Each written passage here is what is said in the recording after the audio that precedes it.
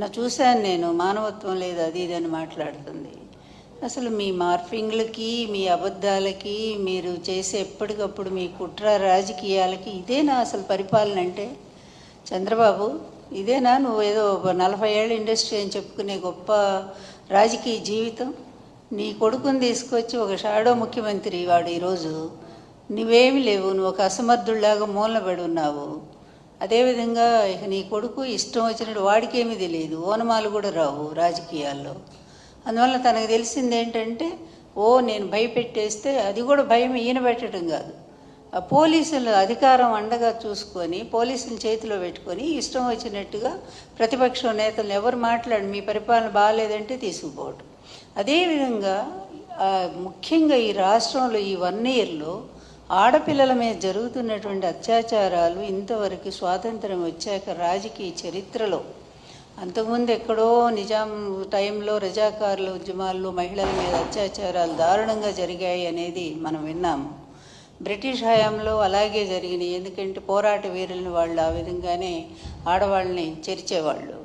కానీ ఈరోజు ఇది ఒక ప్రజాస్వామ్య దేశం, ప్రజాస్వామ్య పరిపాలన అనుకొని మీరు అనుకుంటున్నారు, మేమైతే అనుకోవట్లేదు. ఈవీఎంల సాయంతో వచ్చినటువంటి దరిద్ర పరిపాలన మీది ప్రభుత్వం ఇది. ఈ ప్రభుత్వంలో మీరు చేస్తుంది ఏంటంటే ఇదిగో ఇట్లాంటి అనాచారాలు. మీ పార్టీ వాళ్ళు ఏదో పని చేసినా సరే వాళ్ళకి ఏ విధమైన శిక్షలు లేవు. వాళ్ళు మహిళల్ని భయంకరంగా మరి మీ సోషల్ మీడియాలో ఇష్టం వచ్చినట్టు వాళ్ళ వ్యక్తిత్వ హననాన్ని చేస్తుంటే దానికి ఏ విధమైన శిక్షలు లేవు. కానీ సాక్షి మీడియాలో ఒక అనలిస్టు ఒక విషయాన్ని చెప్తూ దాన్ని మాట్లాడితే దాన్ని తీసుకెళ్ళి కొమ్మినేని గారికి అంటగట్టి అప్పటికప్పుడు ఆయన మీద కేసు పెట్టి తీసుకెళ్ళి, ఇదా మీ పరిపాలన? ఇది సుపరిపాలన అంటారా? మీరు నిజంగా నిజాయితీగా ఒప్పుకోండి, ఒక్క పాయింట్ అన్న నిజాయితీగా ఒప్పుకోండి అయ్యా మీ తండ్రి కొడుకులు. ఇక ఆ 3 ఆయన గురించి ఎందుకు మాట్లాడాలా? ఆ 3 ఆయన ఒక వేస్ట్ ఫెలో అనేది అర్థమైపోయింది.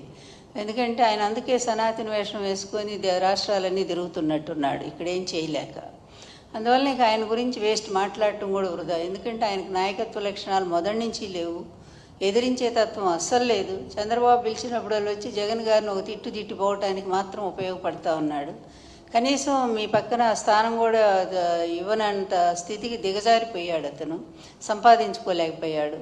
అందువల్ల ఇక అతని గురించి ఎక్కువ మాట్లాడకూడదు. కానీ మీ ఇద్దరు కలిసి ఈరోజు రాష్ట్రాన్ని ఏ విధంగా చేస్తున్నారో ఒక్కసారి ఆలోచించండి. మీరు ఆలోచించట్ల, ప్రజలు ఆలోచిస్తున్నారు, ప్రతి క్షణం ఆలోచిస్తున్నారు. ఎందుకంటే శ్రీశ్రీ గారు అన్నట్టు మదమెక్కిన తురంగాలు అన్నట్టుగా మదం పట్టినటువంటి గుర్రాలు లేకపోతే ఏనుగులు ఇవన్నీ కూడా ఇష్టం వచ్చినట్టుగా ప్రవర్తిస్తూ ఉంటాయి. వాటికి ఉచ్చము నీచము జ్ఞానము ఏమీ తెలియదు. అవి ఎక్కడ పడితే అక్కడ ఎట్లా పడితే అట్లా పరిగెడతాయి, అన్నిటిని నాశనం చేస్తాయి. ఈరోజు రాష్ట్రాన్ని నిజంగా గుడ్ గవర్నెన్స్ అంటే జగన్ గారి టైంలో ఒక పద్ధతిగా జరిగింది. కానీ మీరు ఏ ఒక్క పాయింట్ అయినా కంపారిజన్ చేయటానికి మీరెవరు రారు.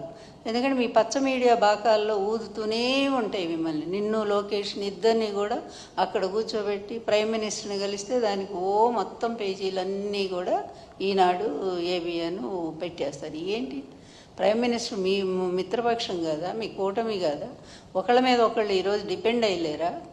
అది కూడా కలిస్తే దానికి ఒక పెద్ద అది వీరత్వమా శౌరత్వమా? ఆయన వల్ల ఇదిగో ఇన్ని వేల కోట్లు ఈ రాష్ట్రానికి మరి వస్తూ ఉన్నాయి, పరిశ్రమలు వచ్చినాయి, ప్రైమ్ మినిస్టర్ గారు యాక్సెప్ట్ చేశారు. లేదా మీ రాజధాని, మీరు అనుకునే రాజధానికి ప్రైమ్ మినిస్టర్ గారు ఇన్ని వేల కోట్లు ఇప్పిస్తున్నారు అని ఈ విధంగా అయినటువంటి వార్త అయితే నిజంగానే బాగా సాధించారని చెప్పుకోవటానికి. ఇంత సిగ్గుమాలిన మీడియా, ఇంత సిగ్గుమాలిన తండ్రి కొడుకులు, ఇంత పనికిమాలిన పరిపాలన, దీన్నంతా చూపిస్తూ ఒక 60-70 కోట్లు ఖర్చు పెట్టి దానికి గుడ్ గవర్నెన్స్ పాలన రాష్ట్రం వైపు చూస్తుందంట. అంత పెద్ద గిన్నెస్ బుక్లో ఎక్కి ఆయనకు ప్రైమ్ మినిస్టర్ గారి కంటే లోకేష్ బహుమతి ఇస్తున్నాడు. అన్నీ లోకేషే బహుమతి ఇస్తున్నా అంటే ఎన్ని 600 కోట్లు ఖర్చు పెట్టారు. ఏమైంది? ఎంత రసాభాస. చిన్న పిల్లల్ని తీసుకొచ్చి వాళ్ళని పాపం గిరిజన పిల్లల్ని, వాళ్ళకి తిండి లేదు, నీళ్లు లేవు, వాళ్ళు పడుకోవటానికి ఒక సౌకర్యం లేదు. ఇదా గుడ్ గవర్నెన్స్? ఎక్కడైనా జగన్ గారి హయాంలో ఇలా జరిగినాయా? ఎప్పుడైనా స్టూడెంట్స్ని ఇబ్బంది పెట్టారా? మీ హయాంలో పాడుపడ్డ స్కూల్స్ అన్నింటినీ కూడా నాడు నేడు క్రింద ఆయన బాగు చేసి చక్కగా వాళ్ళందరికీ కూడా విద్యను కల్పించారు. వాళ్ళకి కావాల్సినటువంటి అమ్మఒడి పథకం ద్వారా 15,000 ఇచ్చి ఆ పిల్లల్ని బడికి రప్పించి గవర్నమెంట్ స్కూల్స్ అంటే కలెక్టర్ పిల్లల్ని కూడా చేర్చే విధంగా దాన్ని డెవలప్ చేశారు. అది గుడ్ గవర్నెన్స్. అలాగే మహిళలకు చూస్తే ముఖ్యంగా పక్క రాష్ట్రంలో ఎక్కడో ఆ అమ్మాయి మీద అత్యాచారం జరిగి చనిపోతే ఇక్కడ ఉన్నటువంటి ముఖ్యమంత్రి గారు జగన్ గారు స్పందించి అప్పటికప్పుడు దిశ యాప్ తీసుకొచ్చారే, దిశ చట్టం కూడా తెచ్చారు. అయితే అది ఇంకా కేంద్ర గవర్నమెంట్ ఒప్పుకోలేదు. అయినా సరే పోలీస్ స్టేషన్లు ఎక్కడికక్కడ మండల కేంద్రాలు పోలీస్ స్టేషన్లు పోలీస్ స్టేషన్లు పెట్టారు. మహిళలకు 2 కోట్ల మంది దిశ యాప్ ఆ రోజు డౌన్లోడ్ చేసుకున్నారంటే అదా నిజమైన పరిపాలన?